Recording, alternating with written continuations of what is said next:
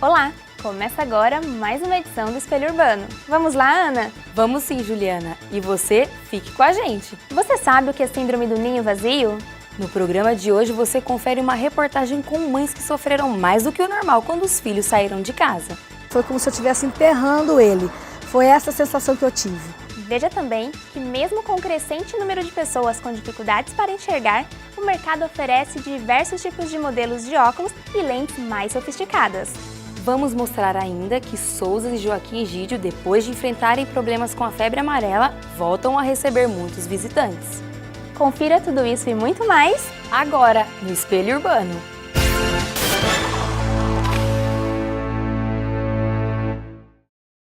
E começamos o programa falando de um tema curioso. Juliana, como sua mãe ficou quando você saiu de casa? Nossa, Ana, ela ficou bem chateada. Chorou por quase um mês. Pois é, a reação dela é considerada normal dentro dos sintomas da síndrome do ninho vazio. Este assunto você confere na reportagem de Maria Eduarda Alves. A primeira vez que Thaís enfrentou a síndrome do ninho vazio foi quando o filho Felipe foi estudar por um ano no Canadá, em 2008. Eu sufoquei, na verdade foi essa sensação mesmo de sufoco, mas foi como se eu estivesse enterrando ele. Foi essa sensação que eu tive. Tanto que quando ele entrou na sala de embarque, eu disse para o meu pai, por favor, chama ele de volta que eu não estou suportando. Depois do intercâmbio, Felipe foi fazer faculdade de Direito em Arco Verde, a 300 quilômetros da cidade onde morava em Pernambuco. O que a mãe não esperava é que o sentimento da perda fosse voltar. Deixa o Felipe lá, arruma a casa do Felipe, deixa tudo organizadinho, aí sai de lá e deixa o Felipe sozinho. E assim eu ficava preocupada, ele sabe cozinhar, ele sabe lavar, ele sabe se cuidar, ele não sabe, ele está sozinho. Chorei tudo de novo.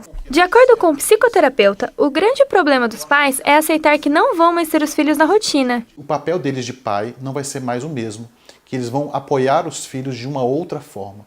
Eles estão tão identificados com o papel de cuidador, né, e com a rotina daquele jovem em casa, que eles não conseguem se desfazer desse papel de cuidador e não conseguem lidar com a saída dos filhos de casa. A história de Sandra confirma o que diz o especialista. O filho dela, Pedro Gonçalves, estudante de jornalismo, está fazendo intercâmbio em Portugal. A ausência de Pedro fez com que a rotina mudasse completamente. Você muda a rotina, você levanta, já vai trabalhar e não tem aquela expectativa de que horas que vai chegar, se vai vir almoçar, que horas que vai voltar do trabalho, que horas que volta com a namorada, se vai buscar a namorada, se vai sair para passear. É isso que mudou bastante. Quando Sandra sente saudade, começa a fazer as coisas que lembram o filho. Veste as camisas, passa um tempo no escritório dele e até cozinha o que ele gosta. Eu acho que eu ouvia as músicas que ele ouvia e que a gente cantava junto, né? Porque ele cantava lá e eu cantava aqui. Eu tinha vezes que ia lá, mandava ele cantar. Então isso faz com que a gente segure essa parte da saudade. A síndrome do ninho vazio é um processo natural da família. Os filhos crescem, saem de casa e vão viver sua própria vida. Se tornam independentes e decidem morar sozinhos, seja para casar, ter sua própria autonomia ou estudar fora. E para os pais, resta apenas saudade e as boas lembranças. Eles vão começar um novo ciclo vital eles mesmos. Então os pais têm uma dificuldade de aceitar essa nova tarefa ou de realizar essa nova tarefa. A gente ajudar esses pais a conseguirem valorizar esse novo momento de vida, perceber que para cada perda há um ganho e que eles estão, na realidade, sendo bem-sucedidos. Quase 10 anos depois, com o filho formado e vivendo a própria vida, Thaís percebe que voltou a viver para si mesma. Estou agora tentando estudar outras coisas para tomar a minha vida de volta. Meio difícil, na idade que eu estou meio difícil, mas estou tentando mudar. Já a mãe de Pedro ainda não superou o problema e vai aproveitar para matar a saudade do filho, viajando para Portugal. Falta 41 dias para eu vê-lo. Eu vou montado até num jegue. Imagina, eu vou num foguete para lá.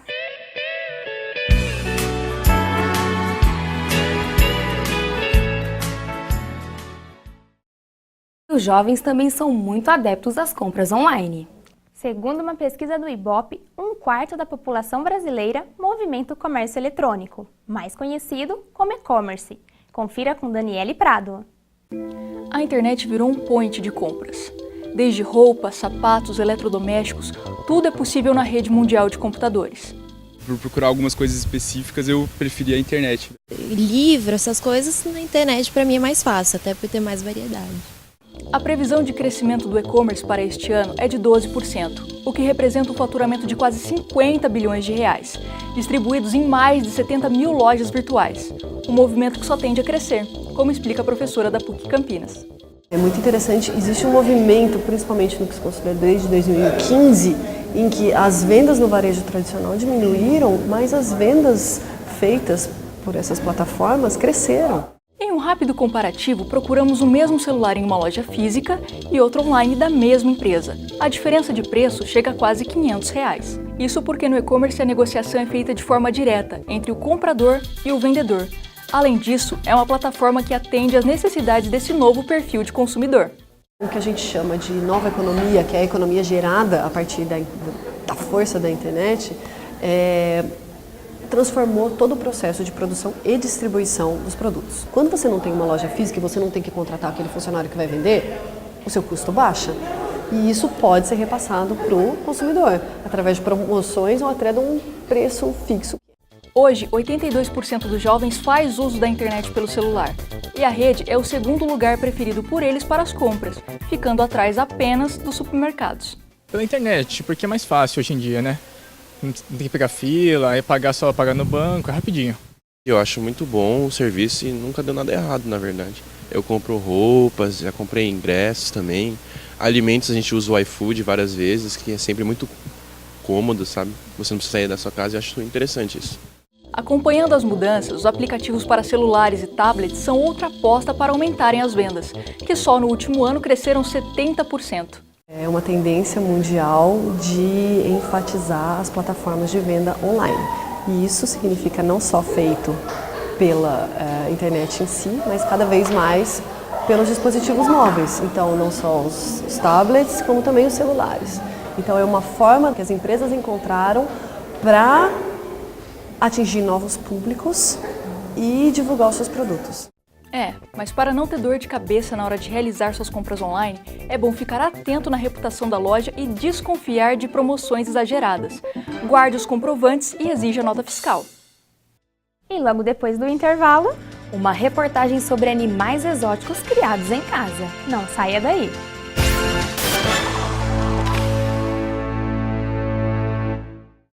Sabe aquilo que você não conta nem para o seu melhor amigo? Conte com a Clínica de Psicologia da PUC Campinas. Com o apoio de professores e estagiários, a clínica oferece atendimento psicológico gratuitamente. Mais informações pelo telefone 3343-6846.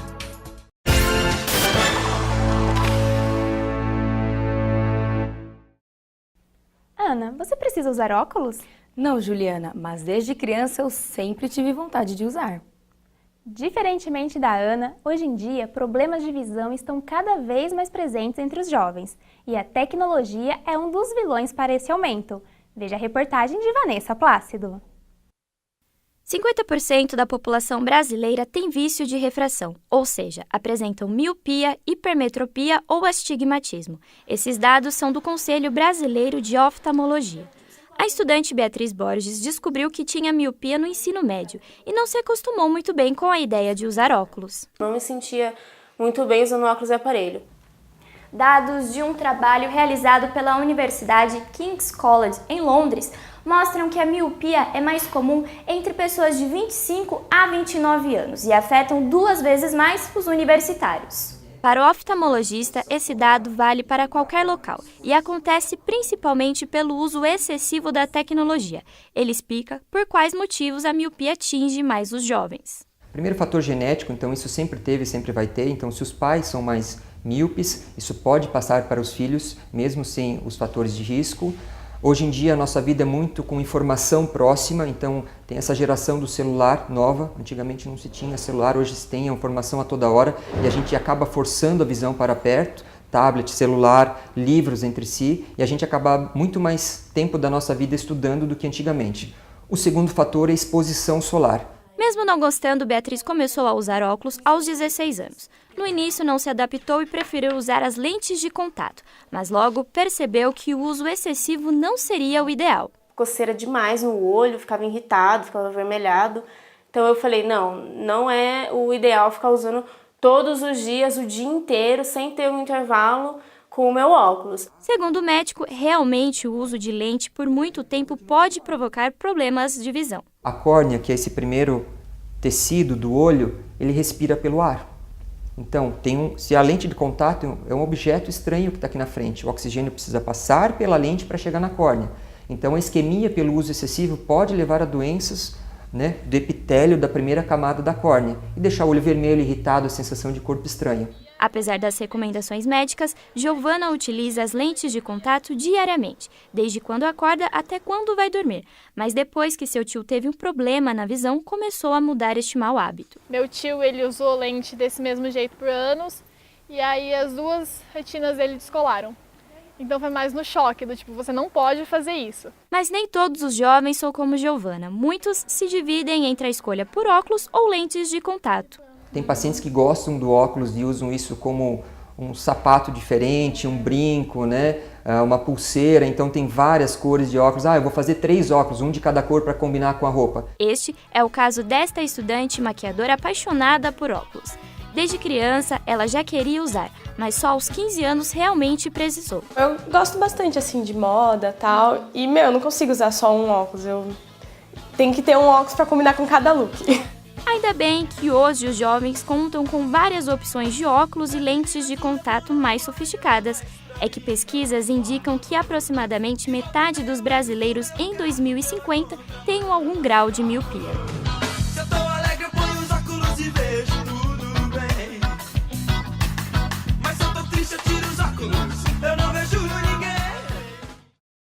Você sabe o que são animais exóticos? Se pensou em bichos esquisitos ou diferentes, está errado. Na biologia, os animais exóticos são aqueles que não pertencem à fauna original do ambiente em que se encontram. E quando esse ambiente é a sala ou o quintal de casa, hein, Ana? É o que vamos ver na reportagem de Bruna Tasca. Guaraci convive diariamente com maritacas e esta arara. Até aí tudo bem. Já Pamela prefere ratos e baratas. Isso mesmo. Muitas pessoas escolhem ter animais exóticos em casa, como cobras, aranhas e até araras, diferente de cães e gatos. Isso exige muitas mudanças dentro de casa e também no dia a dia das pessoas. A veterinária Pamela Mayumi tem uma paixão por esse tipo de animal. Ela tem em casa uma barata de Madagascar e 17 ratos. Desde que eu era pequena, eu tinha um cachorro. E eu sempre pedi um hamster para minha mãe, ela nunca me deu. Pedi um coelho, não me deu. E daí quando eu mudei, saí da casa dela, comecei a fazer faculdade veterinária, eu acabei pegando os bichos que eu queria desde que eu era pequena. Os cuidados com a barata são extremamente delicados, pois como se trata de um animal frágil, adaptações precisaram ser feitas para garantir o bem-estar dela. A barata, ela se alimenta de fruta. Então tem uma maçãzinha dela ali, e para ela beber água a gente coloca um potinho e com algodão para não se afogar. Para o professor da PUC Campinas, são vários fatores que levam os jovens a terem animais exóticos em casa. Esse interesse maior, tanto pela mídia, ajuda bastante, através de filmes, abrange esse interesse também. E muitas das pessoas têm um interesse, quer ser diferente, tem um animal bem diferente também. Este cabeleireiro tem em casa diversas maritacas e uma arara azul, a Estela. Ele precisou realizar diversas mudanças em casa e na rotina para recebê-la. O que a gente precisou é construir um viveiro bem amplo, para eles poderem ter bastante espaço, que na realidade é mais utilizado à noite, porque durante o dia eles costumam ficar soltos. E à noite, devido a bicho, gato, alguma coisa, a gente recolhe, fecha para eles ficarem mais protegidos. Mas só foi isso e não é um custo tão alto assim, que é tudo bem vazado, bem tranquilo. Apesar de todos os cuidados especiais que a arara Estela precisa, Guaraci afirma que vale a pena conviver com ela. Porque eu achei que é um animal mais limpo, mais fácil para cuidar, entendeu? De higienizar, né? Não fica mau cheiro. E eles são extremamente inteligentes, tanto quanto um cachorro. O professor alerta que antes de ter um desses animais em casa, é preciso verificar se eles estão legalizados. Tem que ter a liberação do IBAMA para ser criador oficial. E isso causa um empecilho muito maior do que a gente pode ver. Até ter animais híbridos ou criar espécies variadas e e isso agravar numa questão mais de saúde pública, né? Depois do intervalo, você confere uma entrevista com o autor de 2 livros sobre a febre amarela em Campinas no século XIX. E ainda as dicas culturais. Não perca!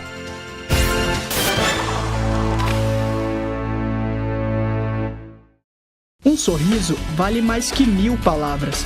A Clínica de Odontologia da PUC Campinas trabalha para garantir o seu melhor sorriso. O atendimento é gratuito. Mais informações pelo telefone 3343-6828.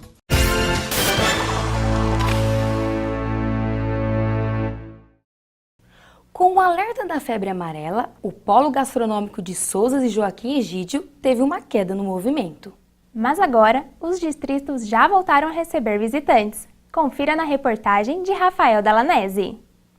A cada final de semana, a região recebe por volta de 8.000 pessoas. O movimento começa de manhã e vai até à noite. Em Sousas e Joaquim Egídio é possível encontrar os mais variados tipos de culinária, desde pratos típicos brasileiros como a feijoada e a cozinha mineira, até a gastronomia internacional, como a culinária italiana e a mexicana. A região sempre foi muito propícia a esse tipo de estrutura econômica, né? Que é a gastronomia, sempre foi muito rica nisso. O pessoal sempre usou muito os ingredientes das fazendas, da região mesmo, para fazer algumas coisas. Além da alta gastronomia, os distritos se destacam pela paisagem bucólica. Muitas pessoas procuram a região para se exercitar, andar de bicicleta ou apenas aproveitar o contato com a natureza e fugir dos centros urbanos. A distância também é atrativa, já que os distritos estão localizados a menos de 20 minutos do centro de Campinas. O que muito me atrai aqui, atrai minha família, é o clima que a gente tem aqui, o ambiente preservado, né, tomado pelo patrimônio. As trilhas aqui são muito legais também, às vezes eu venho para andar de bicicleta. Foi aqui, em meio à natureza, que foram encontrados os 3 macacos mortos pela febre amarela no final de março. Os casos acenderam um alerta na cidade. Logo após a divulgação da notícia, o movimento nos restaurantes caiu. A gente sofreu de algum tempo, umas 3, 4 semanas, um mês atrás, né? Com relação à notícia que deram da febre amarela. Dessa vez, diferente da epidemia de febre amarela do final do século XIX, Campinas está mais preparada para combater a doença. Nas regiões de risco, praticamente toda a população já está vacinada. Está todo mundo imunizado, que a gente fez várias repescagens, então acreditamos que a população está toda imunizada naquela região. Agora, a gente está oferecendo vacina para o restante da cidade. Depois do susto inicial, a Secretaria de Saúde tomou providências para contornar o problema. Agora, o movimento dos restaurantes voltou ao normal. Os clientes estão tomando medidas para evitar a proliferação da doença. É o que conta essa cerimonialista que realiza diversos eventos nos distritos. E a precaução do pessoal, dos noivos, era trazer repelente e deixar sempre à disposição para que os convidados usassem. Mas, para quem pretende visitar os distritos, o recomendado é que tome a vacina com pelo menos 10 dias de antecedência. Esse é o caso do professor da Unicamp. Então a gente já se precaveu antes, já tinha tomado a vacina de febre amarela e membros da minha família que não tinham tomado acabaram tomando para poder vir para cá durante esse período aí. Com as devidas precauções, a única preocupação do turista é decidir o melhor prato do cardápio. E nem todo mundo sabe, mas no final do século XIX, Campinas passou por anos sombrios com as epidemias de febre amarela que quase tirou a cidade do mapa. Tanto que no brasão, olha aqui, Ana, está a Fênix, que representa o renascer de Campinas. Quem mergulhou nessa história foi o escritor e historiador Jorge Alves de Lima, autor de 2 livros sobre o assunto. Exatamente, Juliana. Ele é o entrevistado de Matias Salite. Os livros O Ovo da Serpente e O Retorno da Serpente, lançados em 2013 e 2014, respectivamente, contam histórias dos 2 primeiros anos em que Campinas sofreu com a epidemia da febre amarela. A doença reduziu a população campineira em 2/3 e freou o crescimento de um município que, naquela época, tinha o mesmo tamanho de São Paulo. Jorge, como surgiu a ideia de escrever sobre a febre amarela? Eu pesquiso a história da cidade de Campinas e nas minhas pesquisas eu me deparei com a febre amarela. E eu fiquei altamente impressionado com o tamanho da tragédia que Campinas sofreu. O meu trabalho a minha pesquisa é o dia a dia da cidade. Então, você tem a impressão que você está vivendo aquela época, que você é personagem, você é autor, você está inserido naquele contexto histórico. Como foi o processo de pesquisa? Eu achei uma coleção de jornais, o Diário de Campinas, jornal importante no século XIX da nossa cidade, nos arquivos do Centro de Ciências, Letras e Artes e no Centro de Memória da Unicamp. E com todo esse material, que fazia mais de 100 anos que ninguém manuseava, eu comecei a fazer um trabalho de pesquisa que levou mais de 2 anos. E nesse trabalho, eu consegui, através das reportagens da época, eu comecei a montar toda a história dessa tragédia que abalou Campinas. Durante a pesquisa, você se deparou com inúmeras histórias de personagens que viveram na época. Conta pra gente alguma mais relevante. Você conhece hoje a rua José Paulino. José Paulino Nogueira era o prefeito da época. Naquela época, a presidência da Câmara Municipal tinha dupla competência, a executiva e a legislativa. Então, o presidente da Câmara Municipal era o prefeito. E José Paulino não abandonou a cidade, ficou aqui, enfrentou, lutou, contraiu a febre amarela, quase morreu, mas ele conseguiu se salvar e salvou a cidade. Outra personagem também, a Irmã Serafina. Você vê, Rua Irmã Serafina. Quem era a Irmã Serafina? A Irmã Serafina, o nome dela é Maria dos Fabres Serafim, francesa, que ficava trabalhando na Santa Casa de Misericórdia. Ela atendia os pobres, os indigentes, e ela contraiu a febre amarela e ela morreu. Então, depois de debelada a epidemia em 1889, no mês de agosto, setembro, a Câmara Municipal resolveu outorgar o nome dela, perpetuar o nome dela numa via da cidade, que é hoje a Rua Irmã Serafina. Os livros retratam apenas os 2 primeiros anos da epidemia, mas a febre se alastrou até o final do século XIX.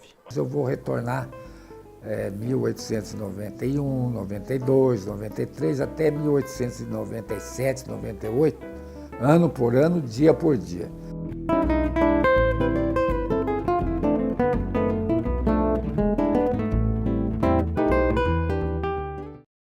E agora, para encerrar o programa, quem quer aproveitar e curtir os eventos de Campinas e região não pode perder as dicas culturais. Não é mesmo, Juliana? É isso mesmo, Ana. Nós vamos conferir o que acontece nos próximos dias. Nós viemos até o Instituto CPFL, que recebe até o dia 2 de julho a Mostra Paisagem, da coleção do MAM, Museu de Arte Moderna de São Paulo. São 69 obras de 53 artistas de relevância nacional. Entre eles, Alfredo Volpi, Di Cavalcanti e Tarsila do Amaral. A exposição retrata a diferença entre olhares objetivos e subjetivos retratados.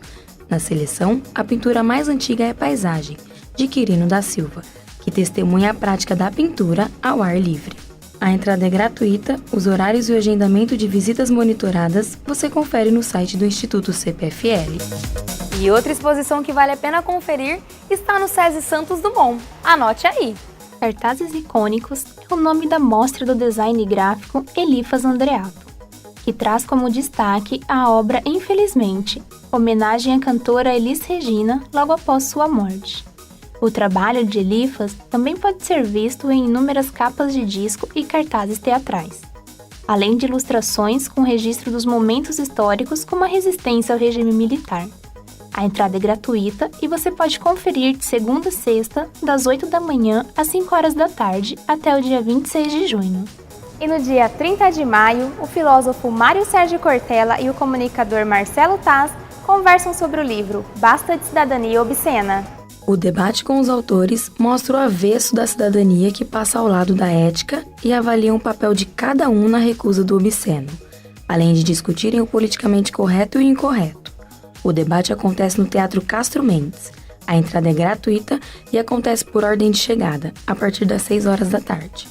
E para quem gosta de cinema, não pode perder nas telas o lançamento do filme Piratas do Caribe: A Vingança de Salazar, que estreia no dia 25 de maio em todos os cinemas. Fique ligado!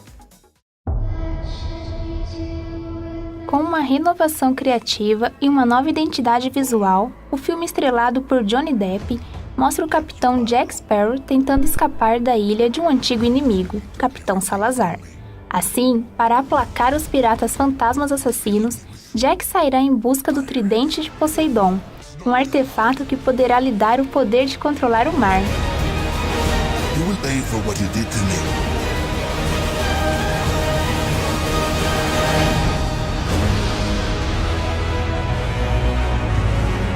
Para terminar, vamos falar da virada cultural. Mas este ano, quem quiser curtir a virada cultural vai ter que sair de Campinas.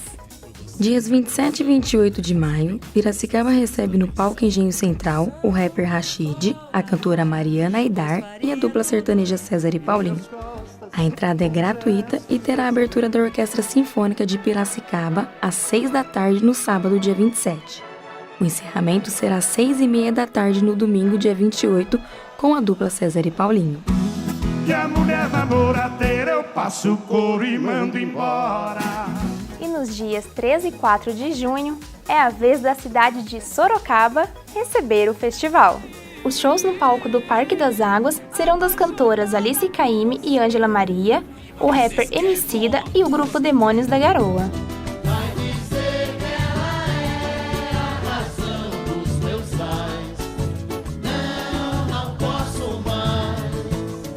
E termina agora mais uma edição do Espelho Urbano. Até a próxima! Fique agora com a imagem desta exposição, que está aqui no Instituto CPFL. Tchau!